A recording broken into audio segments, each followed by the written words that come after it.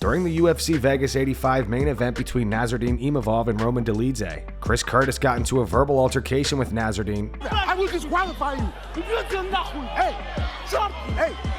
Hold on. I don't know what's happening. Chris Curtis and Nassourdine Imavov fought to a no contest this past July due to an accidental clash of heads. Nassourdine went off on Chris Curtis at the post-fight press conference and says he has no plans of running it back with him.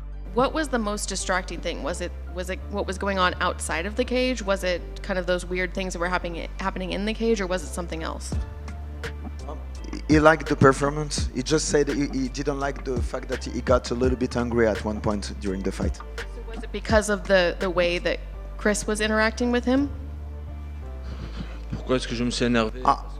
I was upset because the guy Chris Curtis keeps talking in every fight he's cornering. He keeps talking to me. This is not his job as a cornerman to talk to the fighter. When I went to the cage against him, he was very silent. He got dominated, and he even quit the fight because of the headbutt. So, you know, I just want him to stop talking and let me fight. And I know you called out Sean Strickland, but a lot of the fans are wanting to see you and Chris Curtis, mostly because of what we saw tonight between the two of you. Is that a fight that you'd be open to if that was offered to you? Ça m'intéresse pas du tout. Parce que ça va... I'm not at all interested by Chris Curtis. First of all, he's so low on the ranking. Second of all, I did a masterclass against him. I just dominated him. He couldn't do anything into the cage. But you know, if he really wants to keep talking, I can go to his place, his gym, and we can do a real tough sparring session, and I'm gonna destroy him as I did into the cage. Chris Curtis responded via Instagram. He posted this to his story. He wrote, "LOL, you won a single round off a takedown. Stop letting the commentary hype you up. Run it back for 5. Hashtag rent free." Sean Strickland taps out a fan.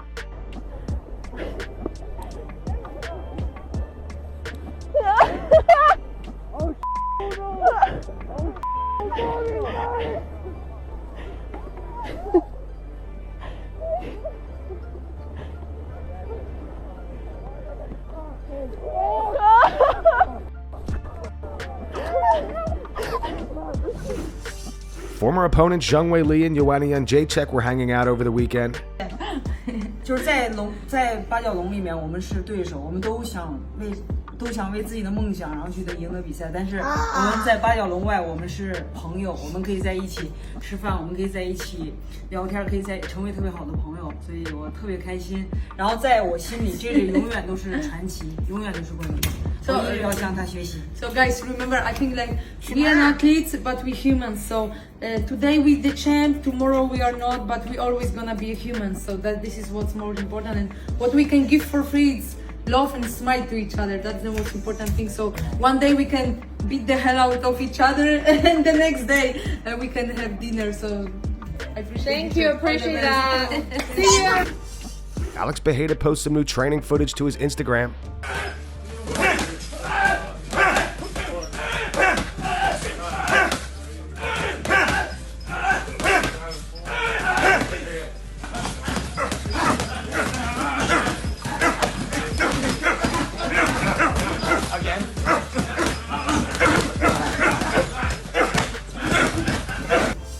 Renato Moicano and Paddy Pimblett are interested in fighting each other. Last night, Renato tweeted, "I want to see Drew Dober fighting Paddy Pimblett next. Let's see how tough is this kid."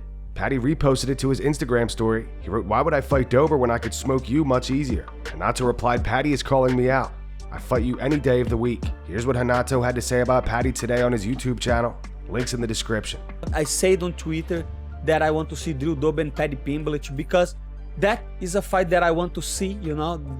Paddy Pimblett like to act tough and stuff. Let's see how he does against Drew Dober. I said, but then today I was on my Instagram and I saw a message request from Paddy Pimblett, and he's saying, "Why should I fight Drew Dober if I can smoke you much easier?" And I say, okay, let's make that fight. I want to fight Dariush. I want to fight people above me on the rankings. But guess what? If you guys want to give me free money like Paddy Pimblett, sign me in. I fight him any day of the week, you know. If you see this message, just send the contract to Paddy Pimblett. Ask for the UFC for the fight. Let's fight in Brazil. What do you think? Is that good enough to you? Or you just fight in England for your fans? Or you just choose fights like Tony Ferguson? Or you want to fight Bobby Green or Jim Miller? or you want to take a real challenge, my brother? If you want to take a real challenge, let's fight in Rio de Janeiro, okay? UFC Brazil, that's the fight to make, Manny Moicano and Paddy Pimblett. I'm not against that, you know. But if Paddy Pimblett want to play games and don't want a real competition, that's okay too. I will fight Benil Dariush, Dan Hooker, somebody, and I will keep climbing the rankings. But of course, if Paddy Pimblett wants to fight, I will, you know, because I will be honest with you, he's a big name, he has a huge amount of followers, and that's not gonna hurt my channel, that's gonna help my channel, that's gonna help me in popularity. I think we can sell the fight pretty easy, okay? So I'm gonna stop here. If you want to fight, just send me the contract. I signed today, brother. I got 30 days in suspension, and I don't need even training for the fight. If the fight is 30 days, I will just be home, make the weight, and I fight you. That's my positioning of the fight. If you want to take the fight, you take it. If you're not, you. Israel Adesanya says that he's begging Dana White to be put on UFC 300. Izzy posted this to his Instagram story. He wrote, in 2016, we were begging Dana White to sign Stylebender to the UFC. Now we begging UFC to get Izzy to save UFC 300. Divine timing. Izzy also recently posted some new training footage working on takedown defense, which had fans thinking he may be preparing for Khamzat Chimaev. Khamzat left a comment with laughing crying emojis. Head up, head up. Bounce, stay on his head.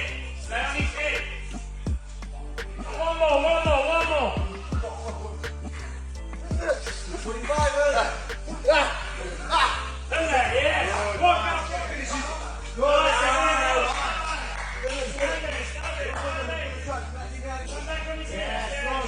Good. Look for the finish.